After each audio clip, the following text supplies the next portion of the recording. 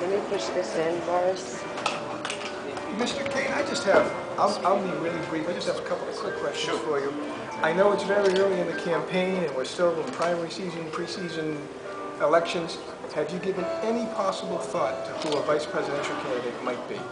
The answer is yes, but I will not divulge who I am considering. Okay. And the reason is, I don't want the attention to get off my message right now, which is common sense, problem solving. That's what distinguishes me from the other candidates. I can tell you the characteristics that I'm looking for. I will be looking for people who are not afraid to challenge the establishment. I will be looking for people who are not afraid to embrace, comprehend, and explain ideas that the people inside the Beltway don't want to consider, right? Because they believe that unless it is politically easy, they don't want to consider it. I was talking in Washington, D.C. with a group of reporters, and I was explaining my 999 economic growth plan. And they said to me, well, Mr. Cain, that all sounds well and good, but you'll never be able to get it done in Washington, D.C. And they said to me, I said, why? They said, you don't know how Washington works. I said, yes, I do. It doesn't work. And the fact that it doesn't work, I don't want to learn how it doesn't work. I want to make it work. Here's the key. The people. The people are the ones who are going to put the pressure on D.C. that's going to force passage of what I am proposing. This is what President Obama doesn't understand, and he didn't understand.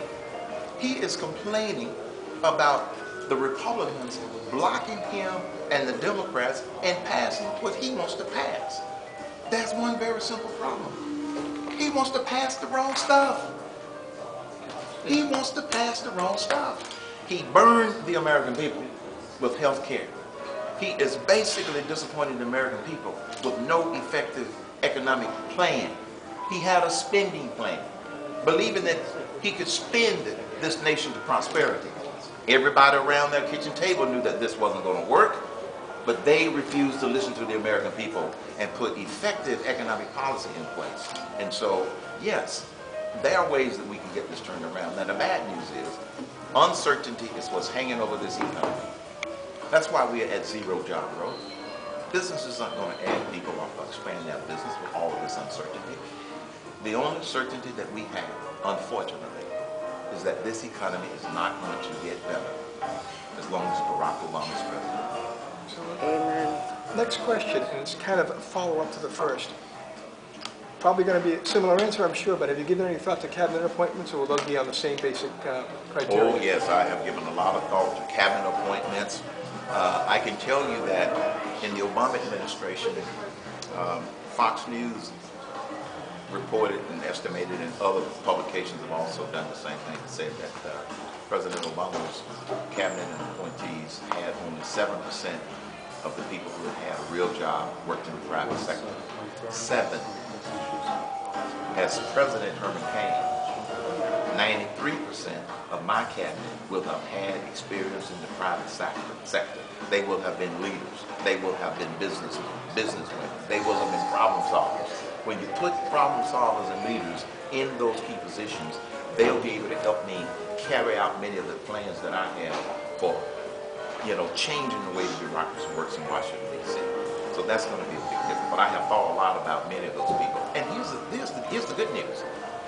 There are literally thousands and thousands of great people out there willing to serve their country.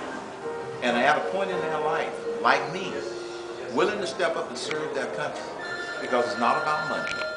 It's about doing something that's going to make it better for the grandkids. One final question, and this is going to take you for a loop, because no one's ever asked you this, I bet. We're writing a book. Yeah. Do you have a recipe you could share with us of something that you like favorite? And I'm not going to ask you to give it to me now, but could you email us a recipe of yours? You mean it's cookbook? Absolutely. Okay. I'll be happy to. Okay. I'll make sure I give you my email, because that's the last question I have for you. Yeah, I will be happy to share one of my recipes. The problem is going to be, which one? Your favorite, whatever that is. I will send you one of my favorites. All right, very good. I'll make sure you have my information. Thank you, sir. Thank you, sir. It's my pleasure. Thank you.